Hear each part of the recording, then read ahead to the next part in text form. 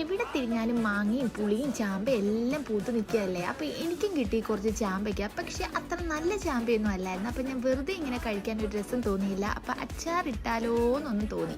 അങ്ങനെ ഇതുപോലെ ഒന്ന് അരിഞ്ഞിട്ട് അതിലേക്ക് ഉപ്പും മഞ്ഞൾപ്പൊടി ഇട്ട് കുറച്ച് നേരം ഒന്ന് വെയിലത്ത് വെക്കാമെന്ന് വിചാരിച്ചു. പക്ഷേ എനിക്ക് നല്ല രീതിയിൽ കൊതി ഉണ്ടായത് കൊണ്ട് ഞാൻ വിചാരിച്ചു കുറച്ച് നേരം ഇരുന്നാൽ മതി എന്ന് വിചാരിച്ച് കുറച്ച് നേരം വെച്ചുള്ളൂ കേട്ടോ. അത് കഴിഞ്ഞ് നേരെ ഇങ്ങനെ എടുത്തുകൊണ്ട് പോകുന്നു. കുറച്ച് വെയിലേ കൊണ്ടത് കൊണ്ട് അത്ര അങ്ങോട്ട് വാടിയിട്ടുമില്ല. എന്നിട്ടൊരു പാൻ വെച്ചു, വെളിച്ചെണ്ണ ആഡ് ചെയ്തു, അതിലേക്ക് കടുക് ഇട്ടൊന്ന് പൊട്ടിച്ചു, ഇച്ചിരി പച്ചമുളകും ഇഞ്ചിയും വെളുത്തുള്ളിയും കറി ലീസും ഇട്ട് ഒന്ന് മൂപ്പിച്ചെടുക്കുന്നുണ്ട് കേട്ടോ. നന്നായിട്ടൊന്ന് മൂത്ത് വരുമ്പോഴാണ് നമുക്ക് പൊടി ഇട്ട് കൊടുക്കണം.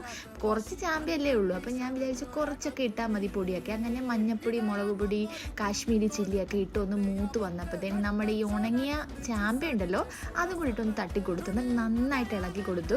ഉപ്പ് നോക്കണം, ഞാൻ നേരത്തെ ഉപ്പിട്ടുകൊണ്ട് അധികം ഉപ്പ് ഇടേണ്ടി വന്നില്ല. പിന്നെ കായപ്പൊടിയും കൂടി ഇട്ട് സംഭവം